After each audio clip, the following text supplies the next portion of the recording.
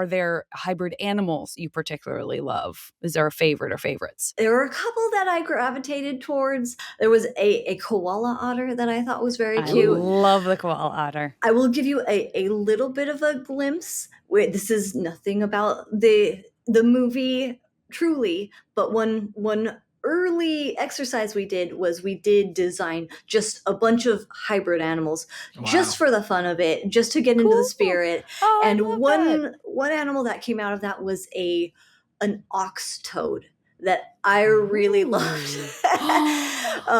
If we can get our hands on a picture, is it an ox as big as a toad, or is a toad as big as an ox? Great question. It's the size of an ox. What with a toad are we face talking about? and kind of like a bit of like a furry shoulder mane. What?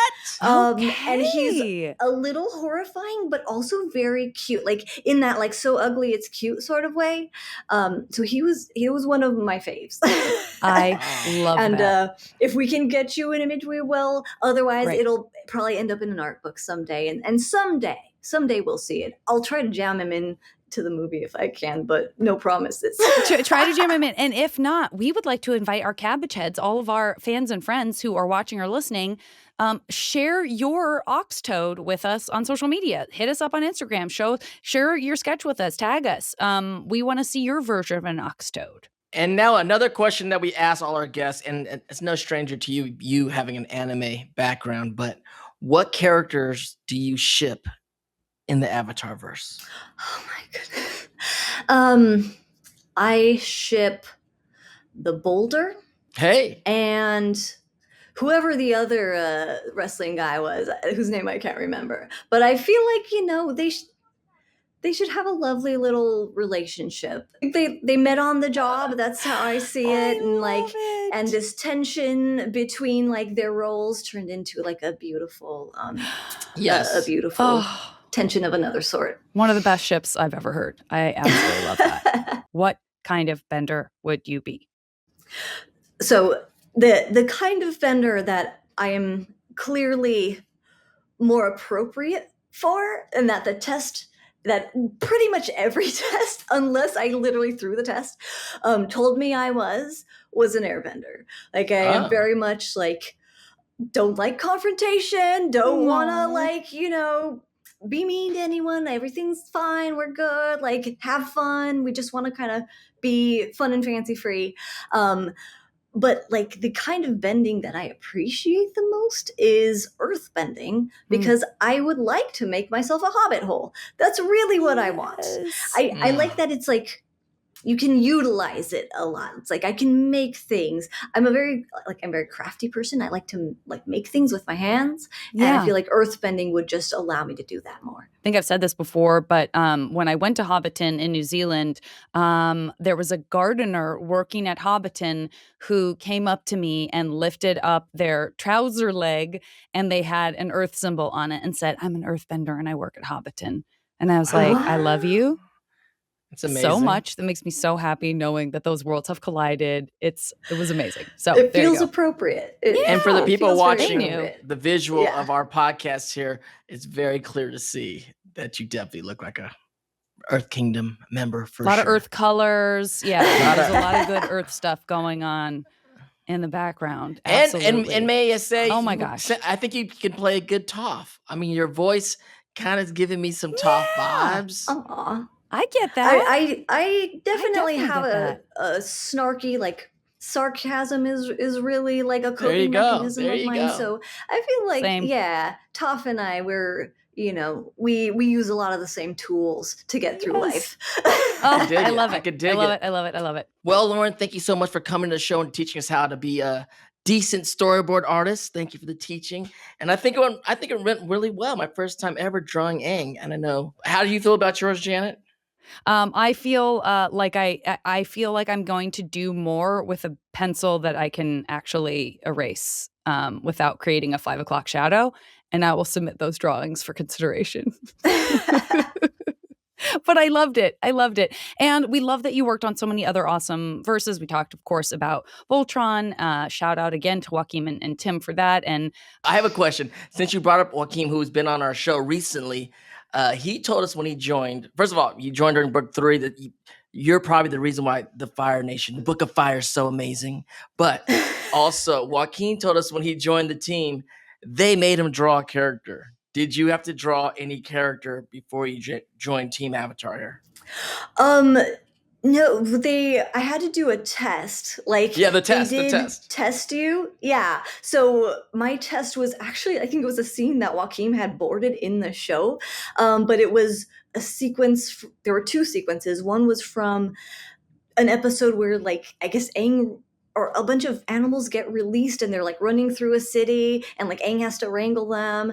And then another sequence was Zuko going on a date with with a girl in the Earth Kingdom and being really Ba Sing awkward. Se, Jin. Yeah. Shout out to Jin. Shout out to Jin. Yeah. So those were my two test sequences, and they were fun. I feel like I'm asking a question about something that's pretty easy to parse just by virtue of the term you used. But you said if anything need to be plussed or plussing. So I feel like we sort of understand what that means because you also said sort of enhanced. But is that a term that you use just like a little inside baseball? Like, is that? Yeah, basically. It's just kind of like if you think it could be enhanced, there's little things that can really be brought up in quality and can make the episode shine. It's like the work that's been done might be great, but there's like it can be better. Like, if we just tweak this a little bit, or if we just add this extra shot here, like somehow it just makes it feel even better. So yeah, plussing is a term that we use a lot to just add that extra little pizzazz, that extra finish to it. Okay. And so so it's kind of like punching up a script in a way, like from a writing perspective. Exactly. You said so it could be anything from adding kind of an element like zhuzhing or adding an element in a pre-existing storyboard frame, but it could also even be like adding a new frame to an existing storyboard? Yeah, or taking a frame that already exists, but just doing the slightly better version of it. It's like this version is maybe 70% of its max potential, and we want to get it as close to 100% as we can get it. Got it. And what are those conversations like with the storyboard artists that you're sort of plussing from? Are they seeing that? Are they learning from that?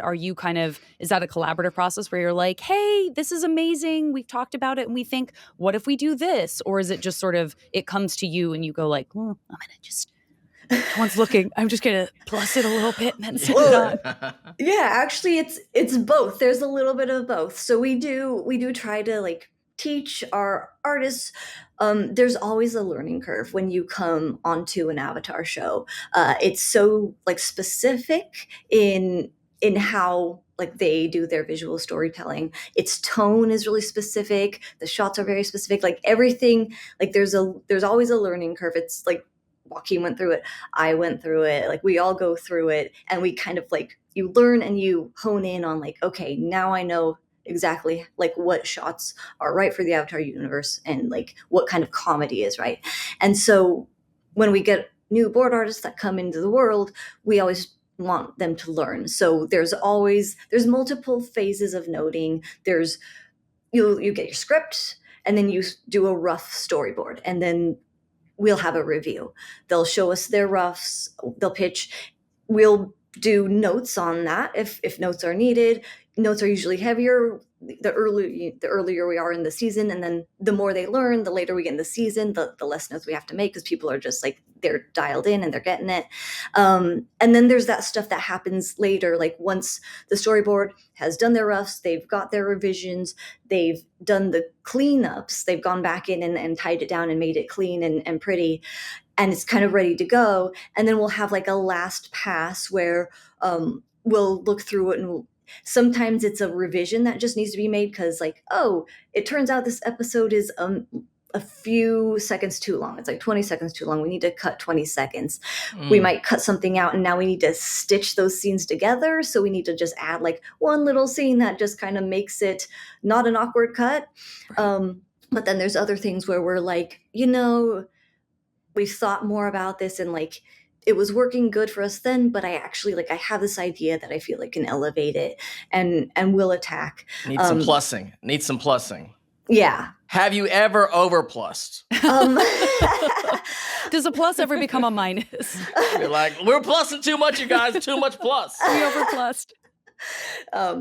Not that comes to mind, but there is stuff where I've had an idea and I'm like, this is gonna make it so much better, and I'm like halfway into that idea and I'm like, I regret every part of this. Like, actually, I think it was clearer and simpler before, and then you just stop doing what you're doing and feel ashamed.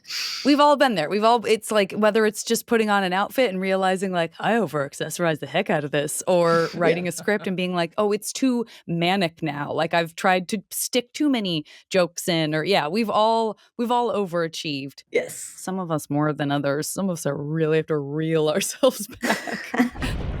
Bend your ear for ad-free episodes with Avatar Braving the Elements Premium. Subscribe today on Apple Podcasts.